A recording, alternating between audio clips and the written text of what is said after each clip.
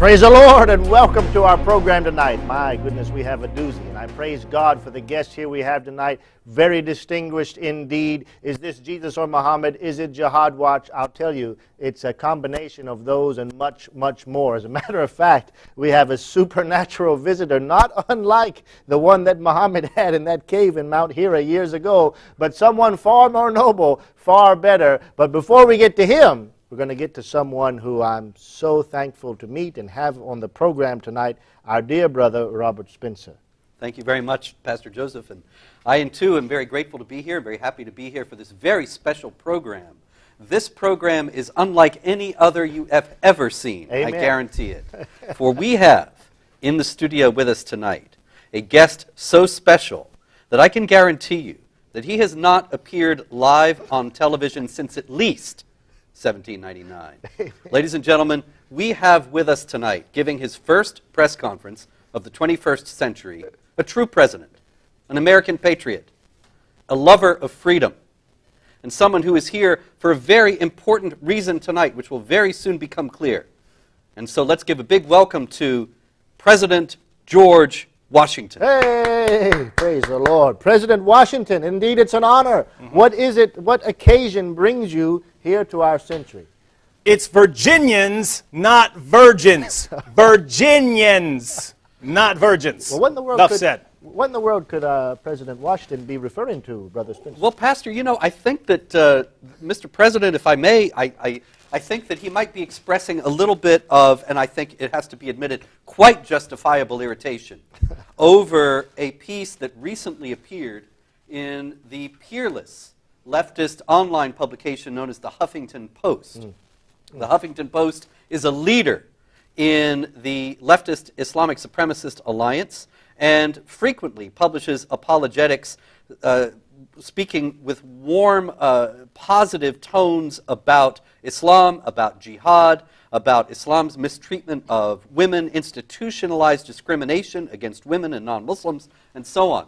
But the Huffington Post this past week has outdone itself, and that is why our illustrious visitor has come to us from the 18th century. It appears that the Huffington Post has actually gone on record likening George Washington to Muhammad, the prophet of Islam. Now, this may seem to be absurd on its face, but it was put forward quite seriously by a gentleman writing at the Huffington Post and actually arguing that the two were very similar. This so incensed the nation's first president that he decided to come to our studios tonight in order to set the record straight.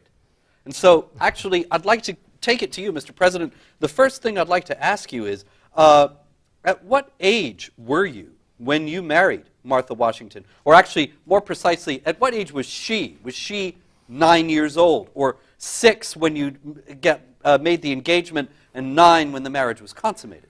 Actually, Martha Custis was 27 years old when I married her, and I was 27 as well. So, in what fifth dimension of HuffPo hell am I anything like Muhammad, who had sex with a 9-year-old girl? I leave that to the nation. Well, we find that not only did this cause President Washington to turn over in his grave, but to appear here to vindicate himself, no less, under these scandalous claims and ridiculous comparison. But of course, before we go any further, because of our audience, some following your excellent blog, Jihad Watch, and others perhaps a bit clueless as to what we're talking about, as you just pointed out.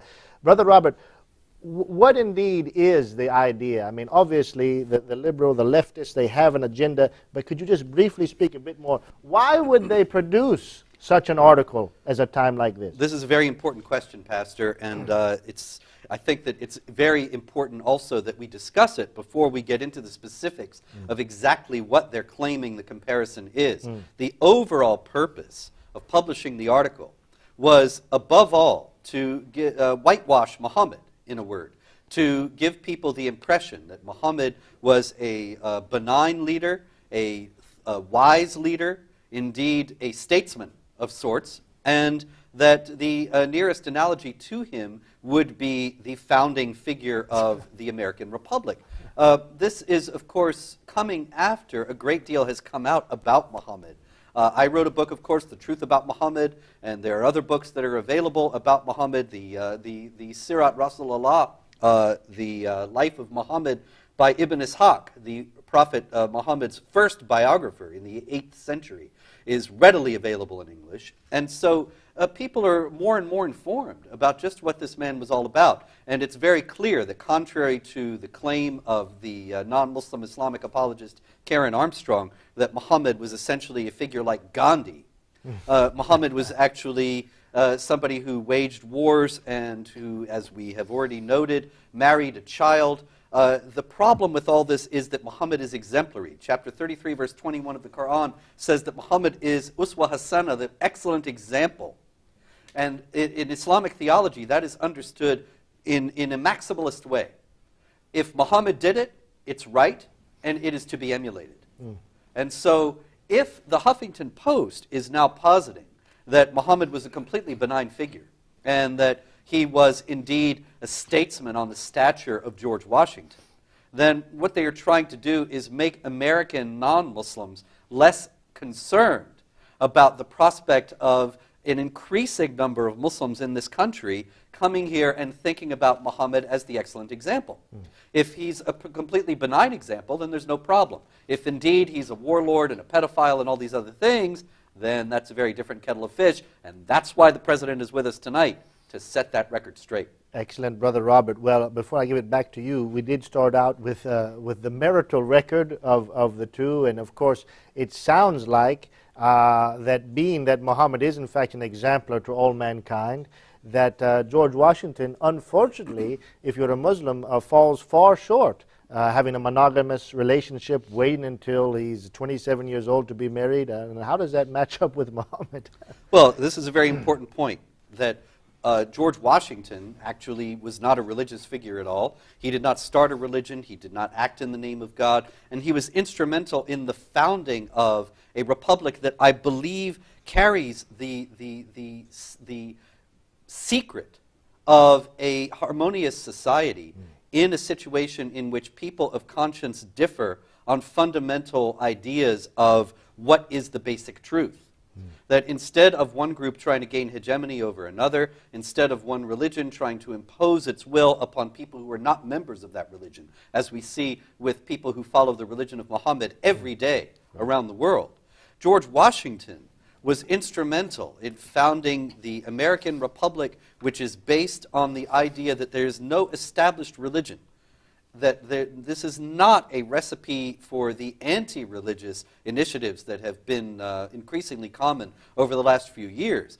Properly understood, it is a very wise provision that enables people who differ fundamentally on their basic views of life and of the priorities of life to respect one another and to live together in mutual harmony. Muhammad would have disagreed with that quite vehemently and would have said that it was an outrage before God to claim that people who were not Muslims and people who were Muslims should live together as equals on an indefinite basis without the Muslims gaining hegemony over the other and making sure that the non-Muslims felt themselves subdued, so that they would every day be reminded of their renegade status as people who had rejected the alleged truths of Muhammad and Islam. And so George Washington would have been completely unacceptable to Muhammad as an exemplar. And I wonder if the president himself would like to comment on that further. Well, how would you guys like to be compared to Muhammad? I mean, can you imagine? Can you imagine how I feel right now? Out of everyone in history they could compare me to, oh, you're like Muhammad, right? I mean, look, if you said I was like Benedict Arnold, I would, oh, but let's be clear here. Let's be clear here. I would not compare Muhammad to Benedict Arnold because it would be too great an insult to Benedict Arnold, all right? We have to be honest here. Muhammad had sex with a 9-year-old girl. We talked about that. Muhammad had more wives than his own revelations allowed. He told his followers, you get 4, I get more. He had at least 9 at one time. Muhammad married the divorced wife of his own adopted son. Not the sort of man I'd like to be compared with. Muhammad's first impression of his revelations was that they were demonic in origin. He became suicidal and tried to hurl himself off a cliff. Muhammad was a victim, according to your Muslim sources, of black magic that gave him delusional thoughts and false beliefs. Now, does the Huffington Post really expect its readers to believe that as I'm crossing the Delaware, I start flopping around on the ground because I think I'm demon-possessed, and I try to jump into the water because I want to kill myself, and then when I snap out of it, I say, oh, a witch cast a spell on me. Do you really expect people to believe that? No. Well, quit comparing me to Muhammad. Mr. President, if I may, Mr. President,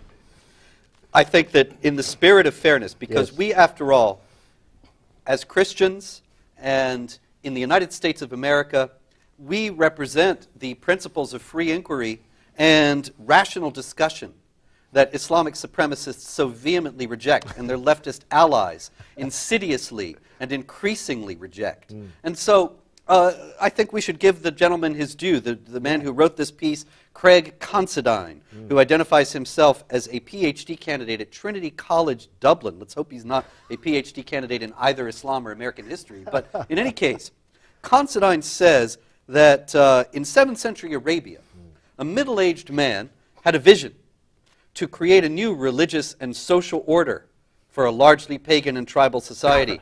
The man Muhammad told his band of followers to behave wisely and civilly. The best among you, he said, are those who have the best manners and character. I wonder if you have any comment on that as something that you would agree with as the author of The Rules of Civility, which is a superb book for teaching a quality of civilization and of gentlemanliness that has largely gone out of the American body politic in our own day.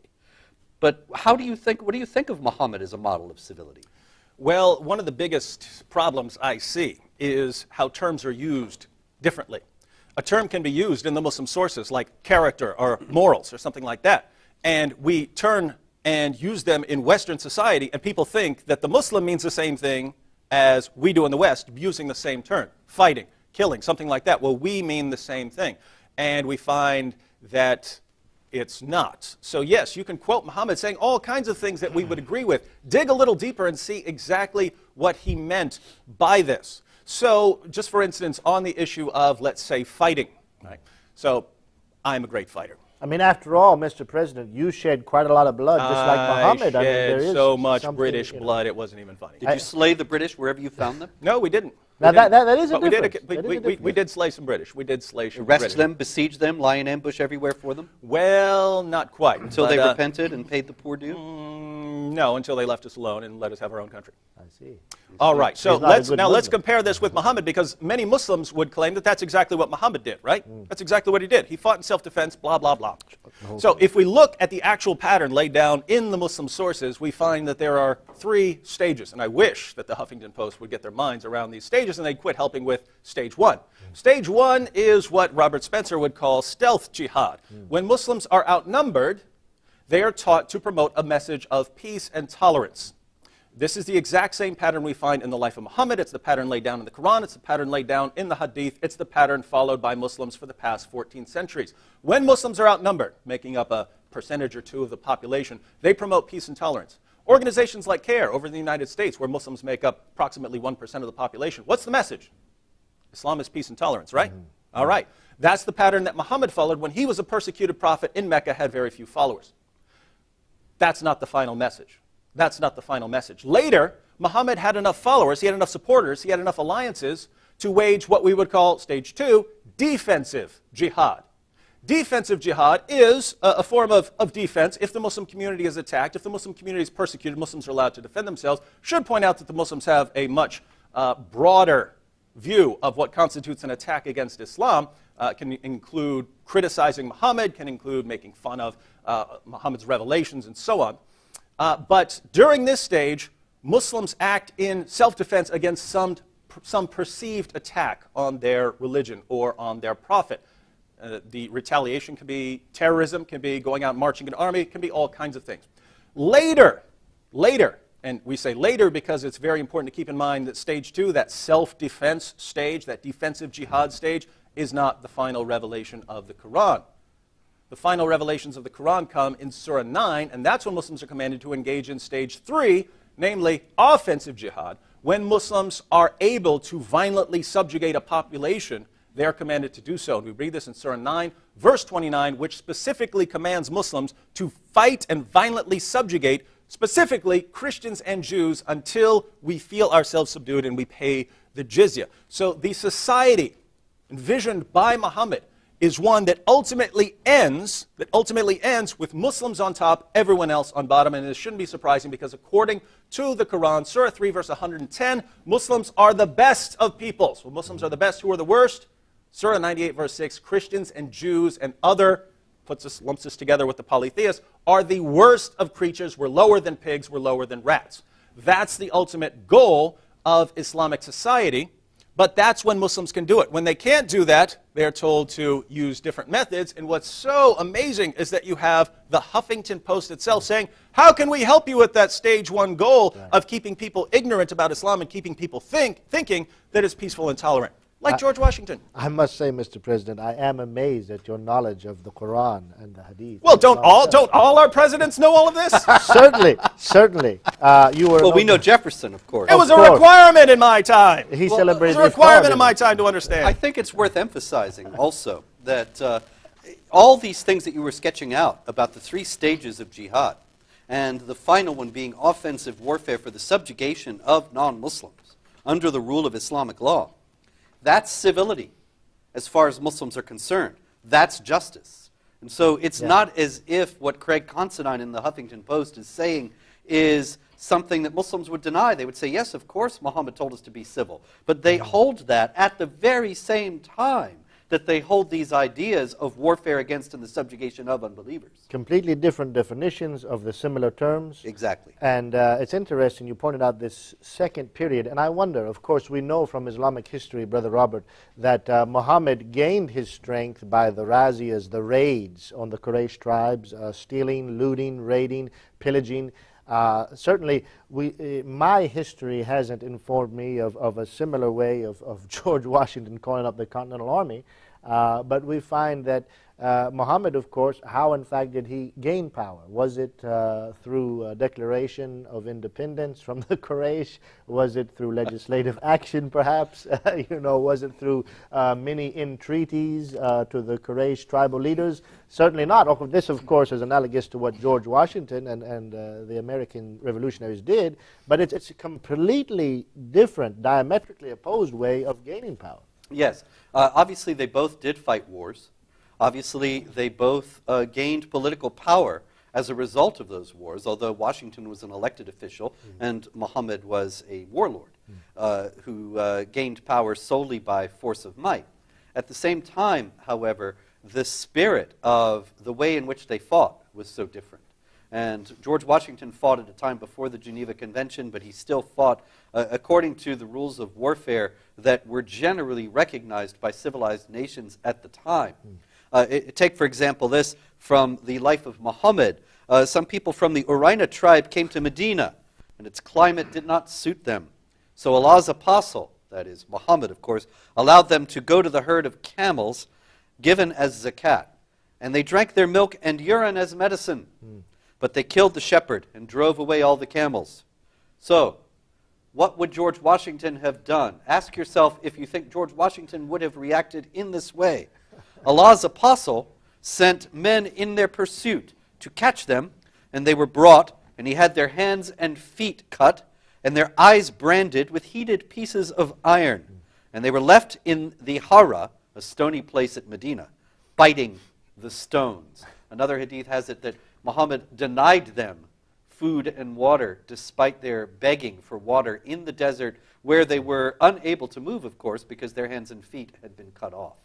And so imagine, Mr. President, did you ever behave this way toward the British during the American Revolution?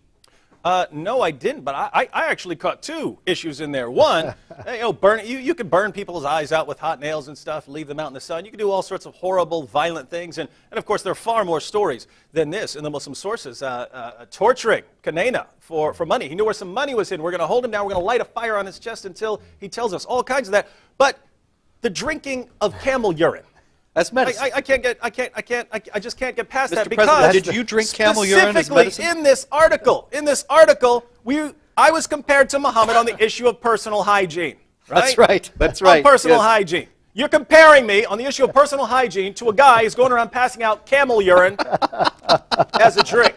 Oh. And this is sort of the capstone, because when you read the Muslim sources, you realize how disturbing this is. First of all, Muslims are allowed to have up to 4 wives, unless you're Muhammad, and then you get 9 or 11 or however many you want. But Muslims are also allowed to rape their female captives when they attack some other place. Now think about this. You're marching into town. Oh, she's hot. Let me have sex with her. You don't know what diseases she has. We're talking about personal hygiene, right? You don't know what kind of disease that woman had. And then you go back to your 4 wives, and guess what? Now they all have the disease. Now all the kids you produce have the disease. Lots of disease spread around. Is this good for personal hygiene? I say no. We read in the Muslim sources that Muslims went to Muhammad and they said, Muhammad, we need to do our washings, right? We need to do our ceremonial washings. And we have over here the well of Buddha. It's filled with human waste. People put their urine, their feces. Women put their used menstrual cloths in there. They throw dead animals in there. And they say to Muhammad, should we use this water? And he says, yes, water is not made impure by anything. So they're rubbing this all over their face. Is that the sort of hygiene that I would practice? So suppose you sit there, you rub this all over your body. You're not feeling good. You rub it all over your body, clean yourself up for dinner, let's say. Then a fly falls into your meal. What are you going to do? According to Muhammad, you have to dunk the fly in there, because even though one of its wings may have a disease like typhoid or something, the other wing has the cure for the disease. So a fly's over there crawling around on a pile of dog dew, and then lands in your food, and you're sitting there following Muhammad's advice, dunking it in your food. Well, then you get a stomach ache. You want to drink water. Muslims one day found a dead animal floating in water. They said, Muhammad, should we drink this? They said, yeah, water's not made impure by anything. Again, so now they're drinking this water. Muhammad, we know, according to Musnad Ahmad, used to suck on the tongues of other men. He used to suck on their tongues and their lips. Now think about this. You wash up with human feces and urine, right? Then you eat your meal. You're dipping the fly in there with typhoid on it, right? Then you're not feeling good. You get a stomach ache. Let me drink some water. Now you drink some water with a dead animal floating in it. Then you're sucking on the tongue of your buddy here. You're both sick now. And what's the cure when you feel really, really bad? Camel urine. Camel urine, ladies and gentlemen. This is the guy that the Huffington Post compares me to. Mr. President, with all due respect, I must say I've enjoyed the last few minutes of that explanation. But you know, once again, trying to be fair, aren't these really peripheral issues? I mean, after all... Peripheral? They're comparing me to Muhammad on hygiene, saying you should follow, and the article concludes by saying you should follow these practices. You should follow the example set by Muhammad. If you follow the example of Muhammad, you will die. You will die. You will literally get sick and die. The only reason Muslims are still with us is that they were smart enough not to keep washing themselves up with feces, not to keep drinking water from a pool with a dead animal floating in it. They were smarter than their prophet was, and that's why they're alive. So don't say I'm exaggerating here. Brother Robert, you know, we have all of these claims, and you've talked about the agenda that's being put forward. The same agenda is on college campuses. You know, this idea, some book was written, you're probably familiar with it, but this idea that, hey, you know, the American revolutionaries, they were jihadis. They were just as bad as the Islamic terrorists. And you're really, just as you say, a term that perhaps you've coined, you're just a greasy Islamophobe. Yes, I did not actually coin that term. That term was actually applied to me by a very charming young Muslim lady, and who used to regularly hector me in emails, and she called me that, and I thought that was such a marvelous phrase that I have adopted it. And so if you're watching tonight, ma'am, I do want to thank you, and if you want royalties, just contact my office. I pray thee, fine sir, that you would put forth some of your Zionist black arts and bring forth some kind of clarity to this discussion. Well, Pastor, you know, I think that a little bit of explanation is in order. I actually am a sorcerer of a very high degree. For example... did you cast a spell on Muhammad? Yes. Chance? Yes, no, I did. In the Ajami dates that day, you couldn't do it. That's right, that's right. Khalil Muhammad is a professor at the University of California, San Diego, and if you're watching tonight, Dr. Muhammad, greetings. Hey, give us a call, by the way. Assalamu alaikum. Give us a call and abuse us all terribly. But I did want to say that Khalil Muhammad actually read my biography, The Truth About Muhammad, and he wrote me in hot anger and said, I cannot believe you are spreading such hate and lies about the Prophet, peace be upon him. You actually have claimed in this book that he married his daughter-in-law.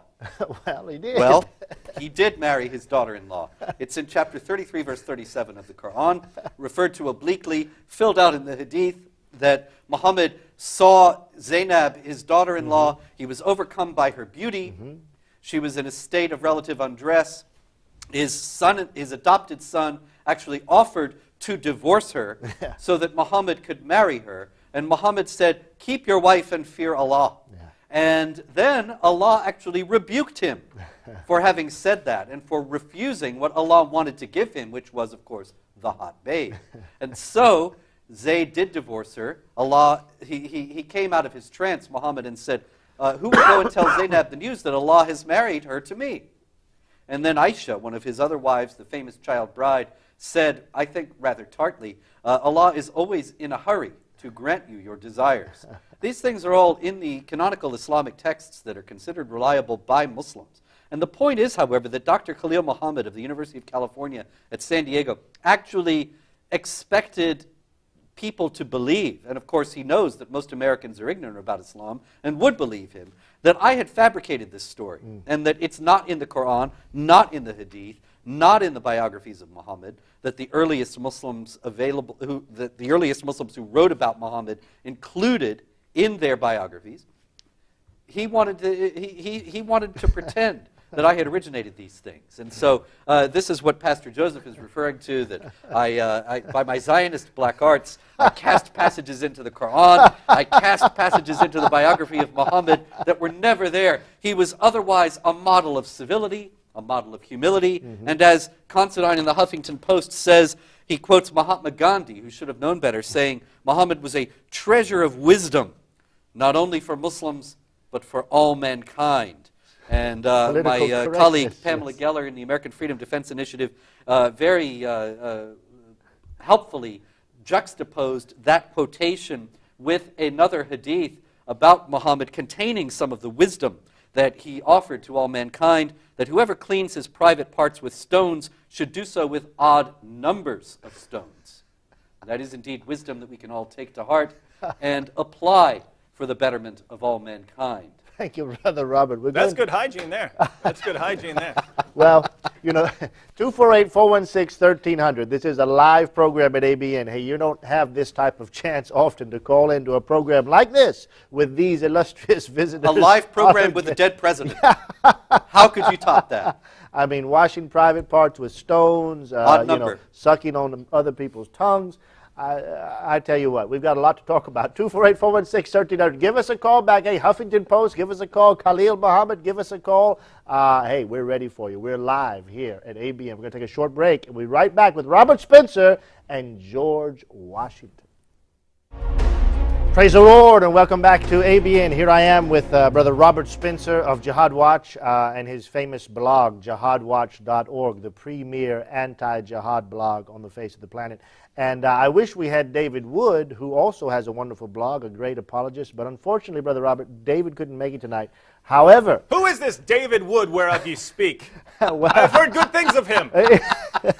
Well, indeed you should, dear sire. Yet I have to say that we are most thankful and honored at the resurrection, dare I say it, of our first president, George Washington. And the occasion of such was not just the turning over in your grave, but coming out of it at the slanderous accusations of the liberal media in the United States of America, Huffington Post, comparing you, dear sir, to that scoundrel Muhammad of the 7th century Very Arabia. offensive, but I do have to say, has everyone noticed that I'm much more handsome in person than I am in my portraits? Well, I didn't notice that particularly. But nevertheless, since I did call Muhammad a scoundrel, I do apologize for breaking your rules of civility. And I see that the Huffington Post pointed out... There are exceptions for everything. Well, there are exceptions. I doubt that you had the warmest feelings towards the Muslim Barbary pirates who were impressing our soldiers and enslaving them during the time of your... That was the entire reason I wanted a navy. Yeah, well, I believe actually, didn't you say that the Barbary pirates would hide behind trees and the trees would cry out and say, "Oh, American, there's a Barbary pirate hiding behind me. Come and kill him"? No, don't remember that. Except the tree of Garkad, because it's the tree of the the revolution. tree of the Barbary. In fact, I must say, if I had said that, If I had said that, I would have gone down in history as an intolerant, racist bigot. Well, if you I'd are said white. anything like that. You There are only white, certain people. There are and only you're certain people who Christian, can get away with saying things like that. And you believe in the Bible. I mean, that's 3 strikes against you. White, Christian, Bible. It's true. You're in trouble in America. Now, you're okay. I don't know if you can get elected these days. No, you got 3 strikes against you, brother. However, people don't follow titles. They follow courage. My friend William Wallace said that. it's all about change. Muhammad and Washington advised their peers to keep their mouths free of foul language. What a striking similarity. In the Holy Quran, offensive name-calling is forbidden. Like, for example, if you were to call a Jew a pig or a monkey, I mean, that's absolutely forbidden. There's Yes. no way. Or the worst of creatures, right? Absolutely not. Or that's not the offensive. men That's not that offensive. the men that Allah has made in order to torture in hell forever. That He created them solely for that purpose, and they are like cattle. Astaghfirullah. Even more misled. Astaghfirullah. We would never say something like that. You kafir. Chapter 7, verse 179, they are like cattle. Let not some men among you laugh at others. I apologize. I've been laughing the whole show. You too, Robert. We're not good Muslims. No, very, very poor Muslims. Let not some of you among others laugh at others. And then, of course, they break the quote, and then they come back, nor defame, nor be sarcastic to each other. Boy, we're not doing too good tonight. Nor call each other by offensive nicknames. Ill-seeming is a name connecting wickedness. Now, in Rules of Civility, we understand, President Washington, that you said something to the effect of, use no reproachful language against anyone, neither curse nor revile. And, of course, that's exactly like the Quran, because there's never any cursing of unbelievers in the Quran. No. Never. Or in the dua, in the prayers of Muslims, in mosques. They never, Surah Al-Fatiha, the first surah, it wouldn't call in the wrath of God against the Jews or perhaps against those who've gone astray. I mean, this is just Guide us to ridiculous. the straight path, the path of those with whom you have guided, not the path of those who have earned your wrath, or the path of those who have gone astray. Of course, in traditional Islamic commentaries on the Quran, the path of those who have earned Allah's wrath is the Jews, and the path of those who have gone astray is the Christians. President Washington, I'm sure there's something in your background where you said, guide us to the straight path, not the path of the British, not the path of the French. No, absolutely not. And wasn't there something about, you mentioned virgins and Virginians, and isn't there something about the Virginians crying out, or you cursing, the angels cursing the Virginians all night long if they don't do something for you? Isn't there something like that? What's disturbing about this? You're is not people, supposed to mock others. Yes, So that's right. people are laughing. Yeah. You've got people laughing. We've got and a they're lot of laughing, callers. They're laughing And now. they're laughing because you're attributing to me things that Muhammad did. I pray you forgive me, sir. And that's the purpose of the entire show, is to clear these things up. I think right? Martha was 9, wasn't she? No. I will say this. The ignorance of the Huffington Post author knows no bounds. We have to wonder what is required reading, right? What is required reading for his PhD? Because if you do even the slightest, most cursory examination of the Muslim sources, you find out what the details were on this don't curse other people. If you look at the details of the passage he quoted, this has to do usually with your fellow Muslims. Right. And we even know, for instance, on the don't use nicknames people don't like. We know. Go to the commentary. Go to the commentary of Ibn Kathir and see what that means. This referred, the source of this revelation was Muhammad was calling some guy a nickname, and someone came up to him later and said, he really doesn't like that nickname. Bam! Revelation. Quit calling each other these nicknames and so on. By the way, did you cite that in your manners of civility? Did you put a footnote to the Quran? Well, if you read the opening of the article, it says 1,000 years later, I was following the example of Muhammad. I was following the example laid down Did you by borrow Muhammad. Jefferson's Quran? Is that what it was? Yeah, I did. Yeah, That's a Loved it. very good point, Loved it. because Barack Obama, your illustrious successor, has said many times that Islam is part of America's story, and that Muslims have made a difference in America throughout American history. So they could you certainly enlarge have. upon They certainly have. Muslims in the That's revolution? why we have a From Navy the- today. from Why do the we have a very Navy? beginning, right? How's the song go? From the halls of Montezuma. I can't do it without singing with Gomer Pyle's accent. Zuma. To the shores of Tripoli. To the You're making shores, fun again. to the shores of Tripoli. To the shores of What's that Tripoli. mean? That's an old song. What's the shores of Tripoli mean? Tripoli. Benghazi, Tripoli, Libya, Gaddafi, Barack Hussein Obama. That's what it's about. That's what comes together in my mind. Yes. Libya. Well, now, how in the world did that? Now, wait a minute. Now, there's a conspiracy here. Black Zionist arts are afoot. Because we all know that the Muslims never lifted a finger against America until George Bush went to Iraq and started to spread our hate-filled, white supremacist, American exceptionalist war all over the world. And Muslims are peaceful people. And then he got together with Robert Spencer and Dr. Emmett Brown to construct a time machine powered by 1.21 gigawatts of Islamophobia to go back in time and insert into the Quran that they need to go out and fight and subjugate people. It's an extraordinarily potent force. Well, tell us about that. I wanted to comment briefly on the language before we continue. Because then I do want you to because this is, continue I mean, the article isn't very long, right? He makes a few claims, a few comparisons in there. One of the comparisons is this issue of not insulting others. Now, according to the Quran, you're not supposed to insult your fellow Muslims, and so when it says each other, the context there is Muslims. But also in the Muslim sources, it does say, don't mock the gods of the polytheists, lest they mock your God in return, right? So the origin behind this, if you look at the Muslim sources, is that early on, Muhammad and his followers were walking around constantly mocking the gods of the pagans in Mecca.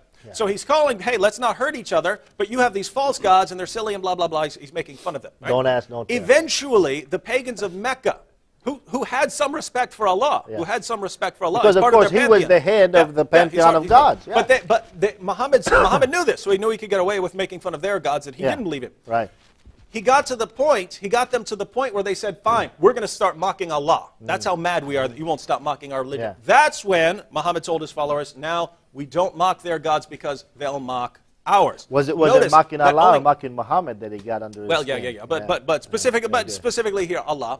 And what's interesting about this is it did not apply in situations where you weren't in a position to mock the God of Islam. Then all of a sudden bets were off, because the only purpose for the revelation in the first place was don't mock Allah. What we have in the Muslim sources, Muhammad told his followers, if someone recites his genealogy to you in the manner of the former people, in other words, if someone is saying, I'm the son of so-and-so, who's the son of so-and-so, who's the son of so-and-so. I can't convert to Islam. I come from a long line of proud polytheists, right? Yeah. Muhammad said, if someone recites his genealogy in that way of his parents, tell him to bite his father's penis and don't use a euphemism. Now that's not in Tell him to bite his father's penis and don't use a euphemism. Tells his followers, don't use a euphemism. Don't water that down. This is what I'm commanding you to say. And it gets even worse when you see how his followers followed that example of using this derogatory, childish language of the polytheists. Abu Bakr, they were in a situation where Muhammad was going to attack Mecca. One of the Meccans went out and talked to him and actually tried to reason with him and gave him a good argument. He said, Muhammad, there are only two possibilities here. You're either going to win or you're going to lose. He said, if you lose coming after our city, you're going to lose and all your followers are going to leave you. You're going to have no power. Right. Or if you win, you're going to go down in history as a man who conquered his own people. What guy comes back and conquers his own people? Either way you lose, don't do that. He's saying lose, lose. Abu Bakr, right there in the presence of Muhammad, said, go suck Allah's clitoris. How much more offensive and derogatory and insulting can you possibly get? This is an At-Tabari. This is an At-Tabari, right? Go suck Allah's clitoris. Allah was the goddess that this man and this tribe Abu Bakr told Muhammad to do this. Abu Bakr told the man who's sitting there, the polytheist. He told it to him in Muhammad's presence, right? This is in At-Tabari. Yes. He says, go suck Allah's clitoris. Now think about this. Muslims, if someone were to say this sort of thing to you, if someone were to say, oh, you believe in Muhammad, oh, go put your mouth on his penis, or go do something to your God, Allah. If someone were to say this, Muslims would say, aha, it's so offensive, it's so horrible, it's so disgusting, you're such Islamophobes, you're such bigots. And this is how your prophet and his closest companion talk to people. Go bite so-and-so's penis. Go perform oral sex on your goddess. Well, this is disgusting, childish behavior, and this is from the greatest example Islam has to offer. A couple things about that. Mr. President actually Muslims write that kind of thing to me pretty much every day.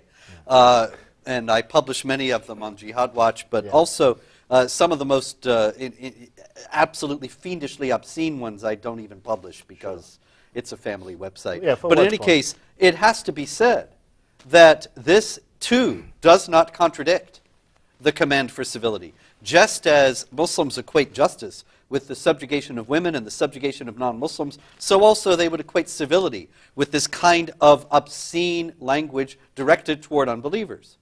It is civility as far as they're concerned, just as Islamic law is justice even when it institutionalizes those inequalities.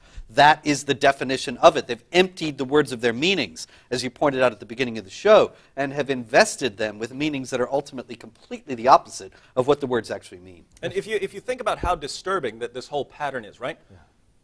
The Huffington Post writers, in general, are absolutely clueless when it comes to Islam, or they're deceptive in a few cases, but I think most of them are generally just clueless. They've absorbed a false narrative. They've never been to anything remotely resembling an authoritative Muslim source. They get all their information from care websites and things like that about Islam.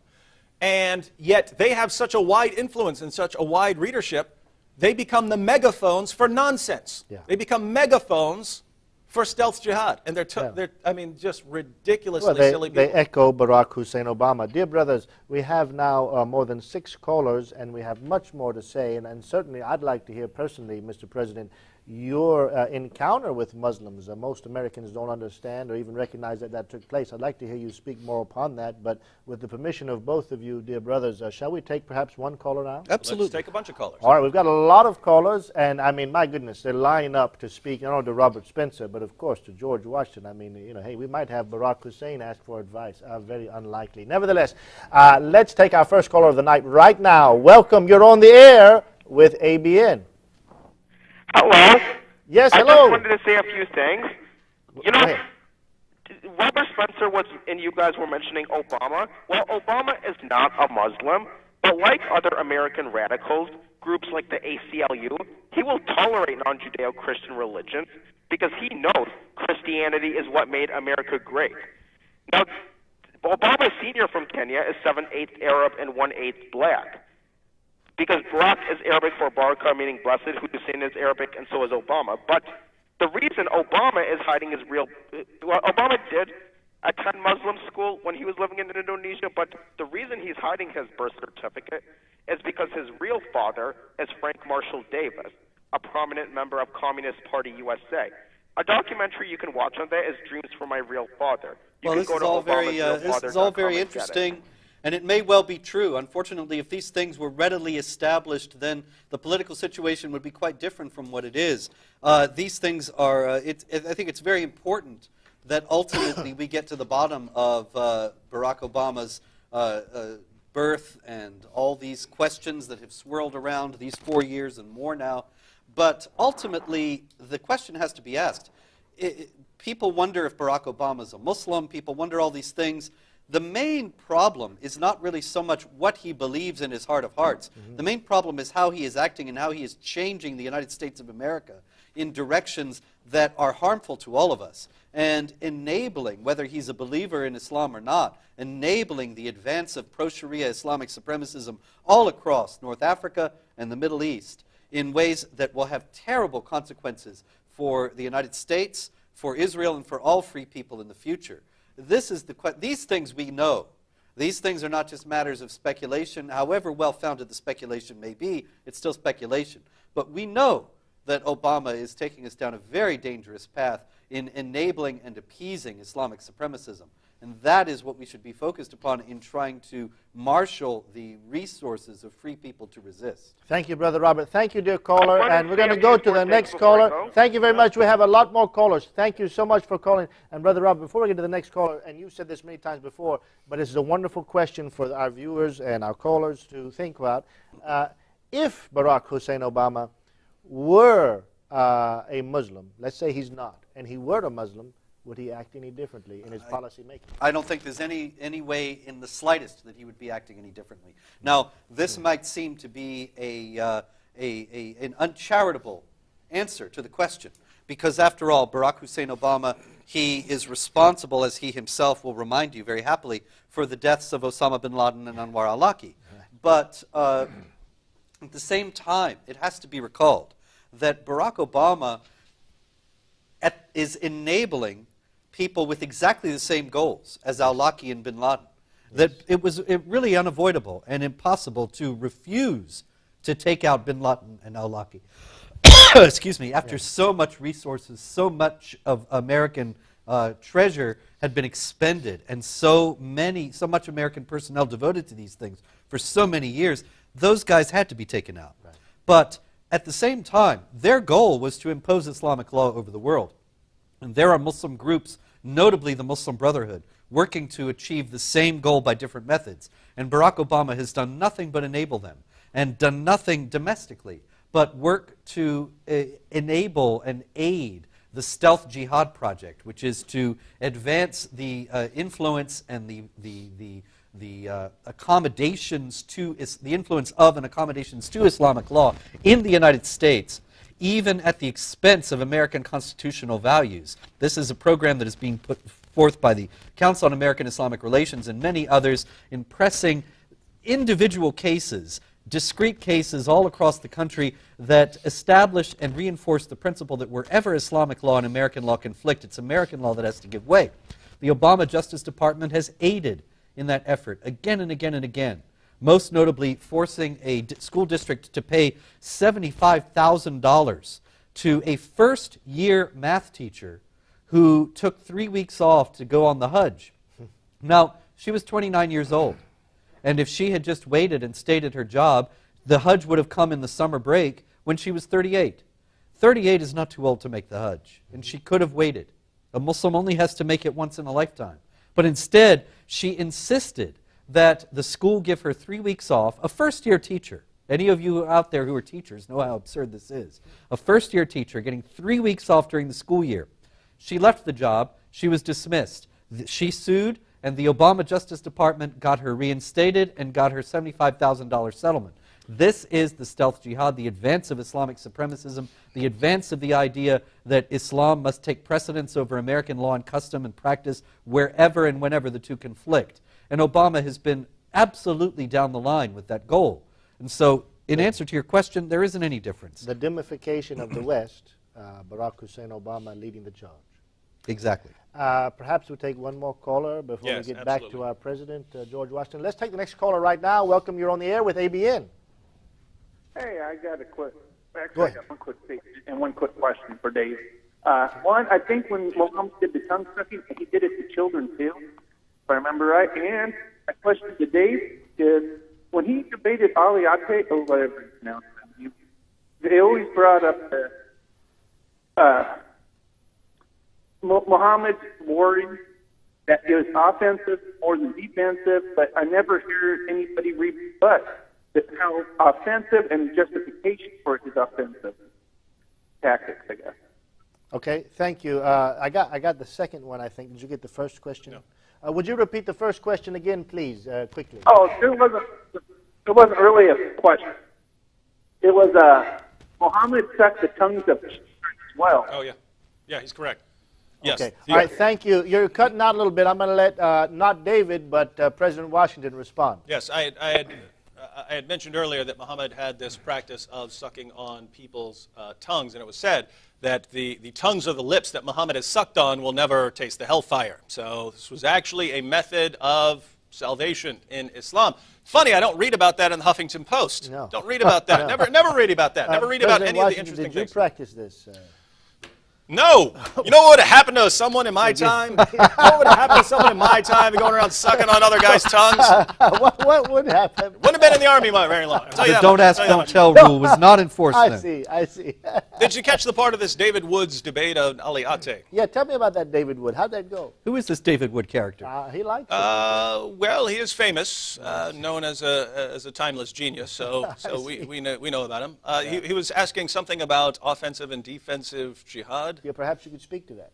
No, the caller. Well, I think he was saying that what is the justification behind the offensive jihad that they cite as Muslims when they're always saying that it's defensive? Well, and here's the thing, and this is brilliant, and really, you could not invent something this diabolically brilliant if you tried, as what you have in the Muslim sources.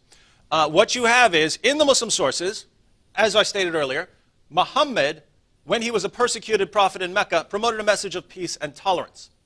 There are Quranic revelations about peace and tolerance. Read Surah 109. To you be your religion, and to me be my religion. This is what Muslims are told to say to people if they disagree. And Muslims point to that today and say, you see, this is what Islam teaches. To you be your religion, and to me be my religion. No peace, tolerance, love, love, love, love, love, right? Yeah. Later on, you have, in Surah 22, for instance, different passages allowing Muslims to fight, but it's to fight against persecutors or to fight against people who are attacking them and so on. So the message changes. Before that, they weren't allowed to fight, not even in self-defense. Eventually, once Muslims had formed some alliances, the message changed to, now you can fight people who are attacking you or who are criticizing your religion. You can fight people for certain religions, but they have to do something to you first. They have to be doing something to you. Yeah. And why this is important is from a Muslim perspective. All unbelievers. No. From a Muslim perspective, did the United States do anything to deserve 9/11? Of course. Of course. Of course. If you go to Surah 533 of the Quran, and this is important because it comes right after Surah 532, which Muslims totally rip out of context. That's the passage they quote to say, what Islam teaches is that if anyone killed a man, it is as if he killed all mankind. You want to do anything to improve the knowledge about Islam in this world, read those two verses. Read Surah 532, 533. That verse actually says, so God ordained for the children of Israel, if anyone killed a man, except for making mischief in the land, right, or for murder, then it is as if he killed all mankind. Great. Lovely teaching for the children of Israel. Next verse. Next verse. What about the Muslims? Yes. The penalty for making war against Allah and against Muhammad and for making mischief in the land. Which is what we're doing right now. Yes, absolutely. Absolutely. Death, dismemberment, imprisonment, all kinds of things, right? And we get death threats right here at ABN all kinds of things. for speaking the truth all about of Islam. Now think about this. From a Muslim perspective, is the United States making mischief in Muslim lands? Absolutely. Is Israel making mischief in Muslim lands? Oh, yes. Of course. So are these acts of aggression against Islam? Yes. Do Muslims get to defend themselves by carrying out these penalties, which include death and dismemberment? Absolutely. So are acts of terrorism justified against the United States, against Israel? Absolutely. This is as clear as day from the Muslim sources. And guess what? That's just the defensive stage. But every war is defensive in this ideology. Absolutely, absolutely. Yeah. So think about this. Muslims, Islam promotes peace and tolerance. Look at Surah 109. To you be your religion, and to me be my religion. You look a little closer. You read something like Surah 5, which tells you, actually, anyone that messes around in a Muslim land, you carry out some brutal penalties. Yeah. That's stage 2. But that's not the end. You eventually get to stage 3, and this is where Muslims aren't, attacking some other nation or attacking someone else or attacking a place where they're in the minority and they're engaging in acts of terrorism. This is where Muslims form the majority. And as far as offensive jihad taking over, when Muslims form a majority, that's when Muslims adopt a full-blown Sharia. Everyone else has to be violently subjugated. Everyone else has to accept dhimmi status if you're a Christian or a Jew or a Sabian. Not a lot of Sabians around anymore. If you're a pagan, you have a different set of options. But if you look at this, you find this pattern in Muhammad's life. You find it in the Quran. You find it in the Hadith. You look around in the world today, and you could tell me a country in the world, and don't even tell me what country it is. Tell me the percentage of Muslims in the country. I will tell you what message Muslims are promoting in that country. Absolutely. I will tell you what message. Follow, and this is as clear as day. An idiot could figure this out. And if it's not clear enough, you can go, if you get the Darul Salam collection of Bukhari, they actually have an essay on this by Abu Humaid, the Chief Justice of Saudi Arabia, and the Imam at the Grand Mosque until he died. Well, it follows the example It has of an Muhammad's article life. on here where he says, these are the stages of jihad. When we're too weak to fight, we don't fight. Later on, we fight defensively. Eventually, we fight offensively. They spell it out for us. And in the Huffington Post, man, Muhammad is very similar to George Washington on hygiene. Why are you guys arguing about it? I tell you, brothers, we've got a lot more callers, a lot more to hear from you, Mr. President, and Brother Robert, but we do need to take a short break. And so, dear callers, thank you for your patience. We are live, 248-416-1300, all night long. Praise God until, I believe, 11:30 Eastern. Call all your friends. Call your enemies. Call everybody you know. This is hot. We'll be right back after this short break.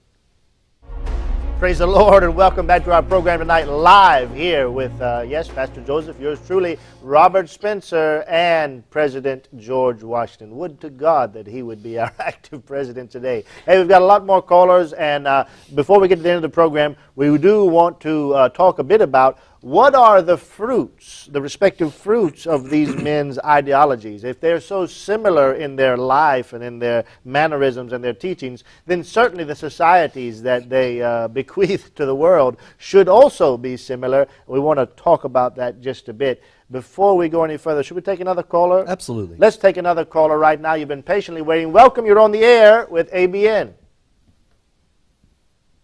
Hello, caller, you're on the air. Good evening. Good evening, Pastor Joseph, David, Robert. Manu. How are you? Good Happy evening. New Year. It's George. Good evening, brother. I'm sorry, Mr. President, our first president. How are you? This is Brother Isa. Huh? Brother Isa, thank you so much for calling in. You have to be concise tonight. We don't have much time. Go right ahead. I got you. I just want to wish you guys, I just want to greet you guys. May God bless you. Understand the position you guys are in. You guys are standing up in the front lines, and hypocrisy up at its utmost. Keep up the good work. Don't faint.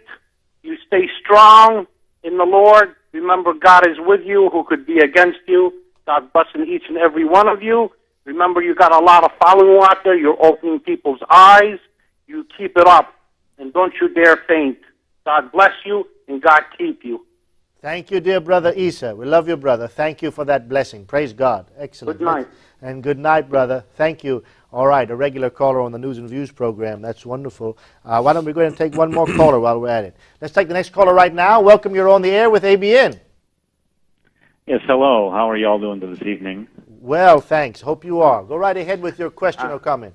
I am. I want both of your participants on this panel this evening to know how much I really appreciate what they're doing for God.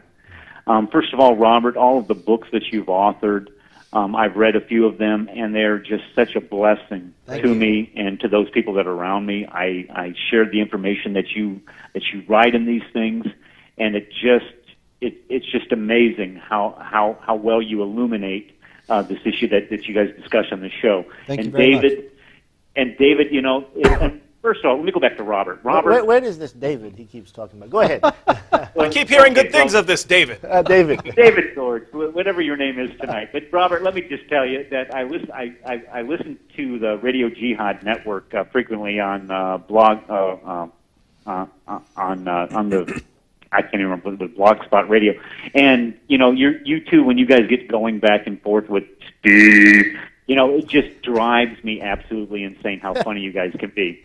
And then, David, I want to tell you, David, that your ministry with Nabil and what I've seen, what you guys have tried to do in Dearborn, is just, it motivates me to get out there and spread the word how dangerous this ideology is. Now, I'm a history teacher, which President Washington would probably be interested in this evening. I'm not exactly sure how well he can handle field a question just from out of the blue, but here it goes.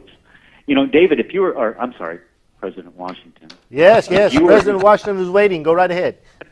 Yes, if you were to describe your Valley Forge in this issue of Islamic encroachment into our society, what would your Valley Forge be? Well, let me give you a slightly modified answer to a slightly modified question. You brought up the city of Dearborn.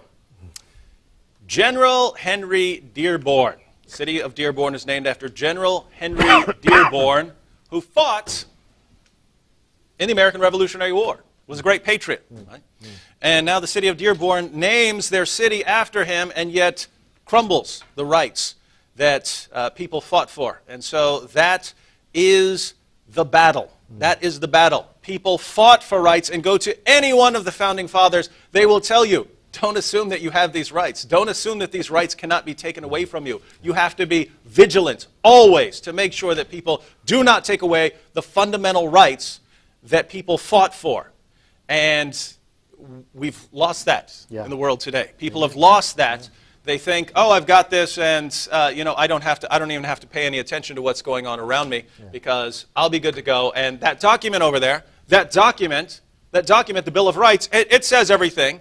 And as long as that document is over there, then we're not going to have any problems. An absolute nonsense. Patriots fought for those rights. Patriots have to defend those rights. Thank you, dear caller, and thank you, Mr. President. Indeed, patriots died for those rights. And now we're beginning to fear that we're going to die in spite of those rights, trying to defend them, and they will soon be but a memory. Well, we have more callers. Shall we take perhaps one or two more, and then I want to get to this final stage where you all compare and contrast, if there's any contrast at all, to the fruits of George Washington's legacy along with Muhammad himself. So why don't we take one or two more callers and get to that. Let's take the next caller right now. Welcome, you're on the air with ABN. Hello, do we have a caller on the air? Hey, can you hear me? Yes, go right ahead. You're on the air. Okay, well, Brother Washington, you resemble a great deal of Brother David Wood. Did you happen to be in his genealogy? Oh, absolutely. Well, absolutely. he sounds like a handsome man. Yes, yeah, I think so. It's amazing how people will try to whitewash Muhammad and Islam today by comparing him to George Washington. I mean, wouldn't Muhammad be the kind of guy that George Washington would want to rebel against or get away from? I should think so. Oh, absolutely, absolutely. There is no more oppressive ideology in history than Islam. Part of the message of Islam, and this is what we would get to if we're talking about the fruits of the various views, part of the message of Islam is that God wants people to live and act and think like and dress like 7th century Arabs. And so you have to dress like a 7th century Arab would dress. You have to act, you have to think like that, and don't think outside the box, because if you do, Muhammad is going to chop off your head and put it right back inside the box where it belongs, according to Islam. Innovation in Islam, innovation, coming up with new things, new ideas to modify older ones, is one of the worst sins you can commit. You've got shirk and you've got innovation. And innovation, coming up with these new things, is actually a form of shirk because you're putting other things ahead of Islam. And so, absolutely, no question. Brother, thank you so much for your call. We have to move on for time's sake. And here's a question for you, Brother Robert, as well as Mr. President. What would Muhammad have thought of President George Washington? I mean, you know, if he was presented with George Washington, what would his moral judgment be on such a man? Well, as we discussed before, Muhammad would have a very dim view of a man who set up a government that protected free inquiry. I mean, what the President was just saying just now about don't ask questions. This is reminds me of the Quran verse, chapter 5, verse 101, which says, do not ask about things which, if they were shown to you, would just trouble you. In other words, go along with what you're told. Don't ask questions.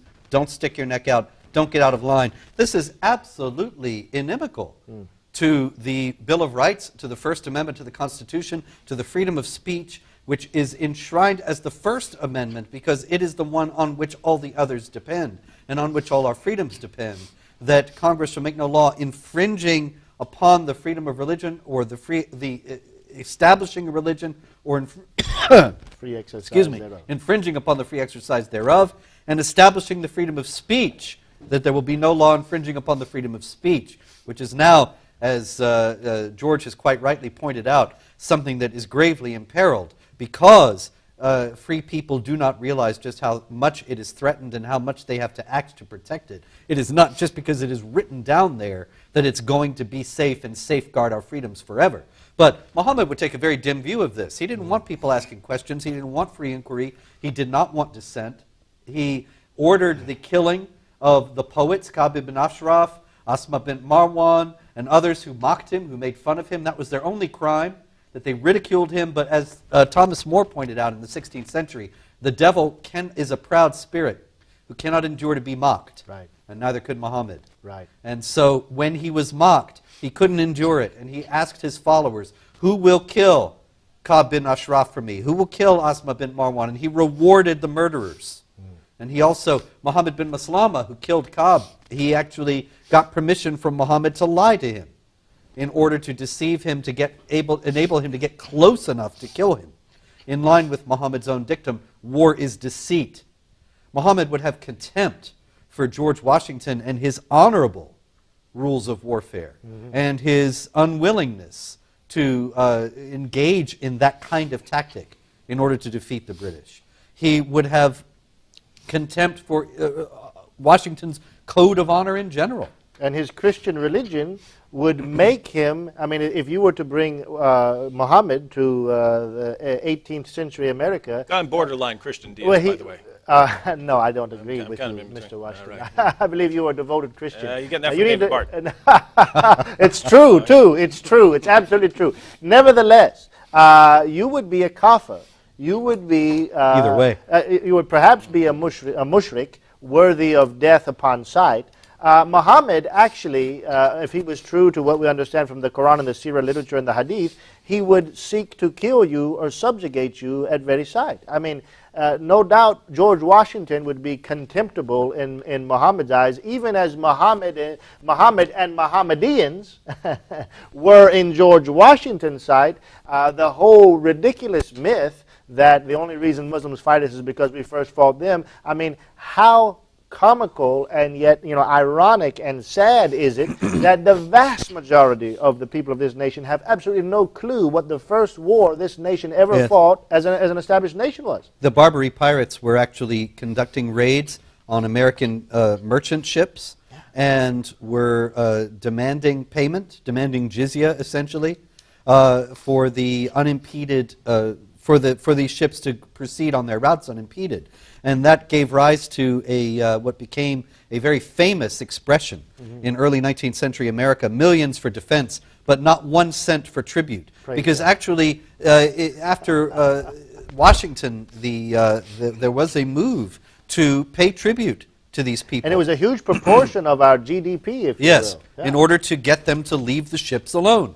And then finally, the United States went to war with the Barbary pirates rather than continue to pay this tribute because it was considered a matter of honor that we would not submit.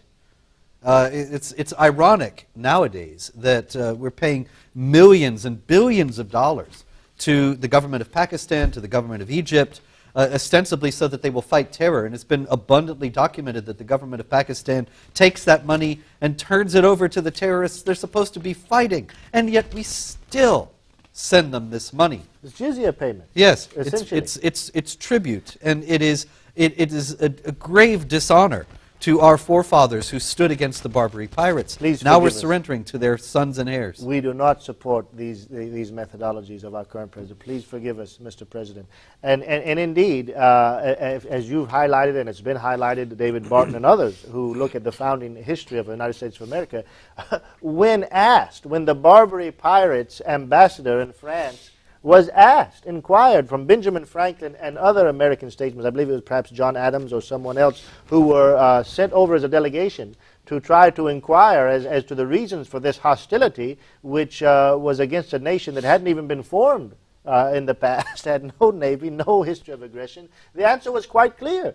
Our prophet told us that we should fight everyone who's not a Muslim, and it's actually, I think, a quote of Surah, is it 49:5, until we cast a bond firmly upon them or let them go. 47:4. 47:4. This is very important because the Quran teaches, and most Americans have no idea of this, of course, and they do think, well, they hate us because of our foreign policy, they hate us because we support Israel, they hate us for something that we've done in Iraq or Afghanistan, and they're only just striking out. I mean, even Dinesh D'Souza... It's your ads. It's your ads in New York. Or my ads, or Pamela Geller's ads that have inflamed them, so that they are striking out. And Dinesh D'Souza said it's because of the manifest immorality of American pop culture, beamed into these straight-laced moral Muslim societies, that causes them to strike out. The Quran teaches that Muslims should wage war against and subjugate Jews and Christians and Sabians and whoever else it doesn't say if they are immoral. It doesn't say if they have a foreign policy to which you object. It doesn't have any qualifier. Right. It doesn't say the evil or wicked Jews and Christians, but leave the good ones alone. No. It's all of the Jews and the Christians. Fight against the people of the book and subjugate them. There are no exceptions. Right. There is nothing that we can do as unbelievers that will ultimately appease that imperative. Unless we become Muslim. Or submit. Yeah. And I have to point out, well, two things really. First, President. as kind of a side note, Yes. You were a How Bible-believing Christian, by the way. But go ahead, President. how ridiculous is it to think that Muslims spread all the way to Spain Yes. in the West, Yes. and all the way to India and Southeast Asia Yes. in the East by defense? Oh, they just proclaimed How the did you message of Islam and expand? everyone How did just Muhammad accepted it. expand from little Medina, Oh. from little Medina, The beauty of Islam. to form this massive empire Everyone immediately submitted and accepted it. by defense? Yeah. By defense. Yeah, exactly. And A lot of football games are won just by the defense alone. Absolutely. No offense, didn't have to come on the field. you don't need an offense. You don't need an offense. Your defense can keep scoring touchdowns if they keep taking the ball. They keep taking the ball. That's the strategy we use, you know. Coach Muhammad. Hey, No, he goes for the bomb. yeah, the bomb is Yeah, right. The yes. bomb. Actually, it's the missile he tries to hit Satan with, but he can't. He got confused. He And Allah. the, we have one more caller. We have 8 the other minutes. thing I wanted to mention, one more quick thing, is this idea that it's all our faults, that we're doing various things Yes. to the Muslim world. Especially greasy What- Islamophobes like What, Yes. what experiences from unbelievers do Muslims have that no other group in the world has to face? Could you repeat that, please? Every group in the world has to face things from people that disagree with them. Yes, Muslims certainly. are the ones who Right. respond by killing and slaughtering and blowing up Like buildings. spoiled brats. Absolutely. now- Well, any- you know any poverty group causes can. terrorism. Yeah. That's why there's so many Haitian suicide What group bombers. is there that doesn't experience poverty? Osama bin Laden, abject poverty before Yes, he became a abject. And terrorist. so, Yeah. and so the point I'm making is, if all of the political and social and other issues that Muslims face that aren't related to their religion are the same issues that everyone else faces, then the difference in how Muslims respond to these things must have some other basis. Well, they're right. Because we're everyone's wrong, right? facing the same issues in various places. Yeah. So if Muslims just by nature respond in a very different way, we have to say, what is it? And that is the question that no one is willing to ask. Why is it that Muslims respond to the same things everyone else responds to in a very different, far more violent way? Brothers. You know, you're right. You got my vote, Amen. President. Amen. Well, I may run second again. that. I may run again. Please do. And you're vice president. You look a lot better than Biden, you know. I'll have the hair But I plucked. want to keep my gun, please. We have one more caller, but before we get to him, we're basically out of time. We wanted to spend more time on this, but I want to ask each of you to give me one main thing here. Muhammad and George Washington are supposed to be just exactly the same, kindred spirits, according to the Huffington Post. If so, the fruits of their ideologies should be identical. Can both of you just take a moment and point out one particular issue which either proves the Huffington Post correct or exposes their dissimulation? Brother Robert, would you like to go first? Sure. Very briefly, really, George Washington is the founding figure of the greatest republic that the world has ever known, Amen. the freest society, up until recently, a place where the human spirit could flower in a way that it had never had the freedom to do in the history of the world, to the extent that it has had in the United States, with free elections, without coups d'etats, without authoritarian interregnums, but with a genuine public square that enabled dissent, respectable, loyal, responsible dissent, to be heard, and allowed people to make rational decisions about what their leadership should be. This is a very rare thing in human history. But now isn't that the same fruit of Islam? Well, no, Islam has never had a democratic tradition. It's always been given to authoritarian governments in imitation of Muhammad's authoritarian rule over the first Muslims. And so you've got a very different situation. There is only one, arguably, only one republic that had anything like that kind of a free society, and that was Turkey, which really only had it in the major cities, and only had it in the context of a war with Islam. Kemal Ataturk established many restrictions upon the practice of Islam, and sharply restricted the dissemination of political Islam, even forbidding the imams in the mosques on Fridays to preach their own sermons. They would get sermons from the Ministry of Religious Affairs in Ankara that never spoke about political Islam. Turkey was not a Muslim state up until recently. It was a secular state that restricted Islam. There has never been an Islamic democracy. And nowadays you're a greasy Islamophobe if you say democracy and Islam are incompatible. But democracy and Islam have never been compatible. Amen. They have never gone together in the history of the world. Yeah. Wherever Islam flourishes, democracy shrinks. Wherever democracy it begins to encroach, Islam, or vice versa. And this is really the main difference of why I am not similar to Muhammad.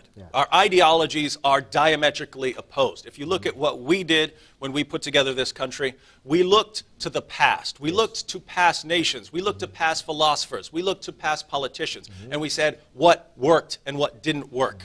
The things that worked, we want to make part of our country. And we want to make a government that allows us to recognize future problems and to deal with those and to modify things and to continue to grow. And this is what made us great. This allowed us to prosper. This allowed Western civilization to blossom. And we influenced so many other nations, and they have been blessed as well. We look to Islam. We don't look to the past to see what has worked and what hasn't worked. We look to the revelations given by this one man, Muhammad. And whatever he says, that's the way it is. And if you disagree with it, you have to die. Right. And we look at what has happened to Muslim civilization blossom for a short while when they were conquering other nations who had all of this science and learning, blossomed for a short time, but once they ran into a wall in Europe and into another wall in India, you saw the society decline. And now, who wants to move to the Muslim world? Who wants to say, hey, I want to go there? So I just have to say, diametrically opposed ideologies. If you want to compare me to someone, right? We fought for the view that all men are created equal, not according to the Quran, where Surah 310 says that Muslims are the best of peoples.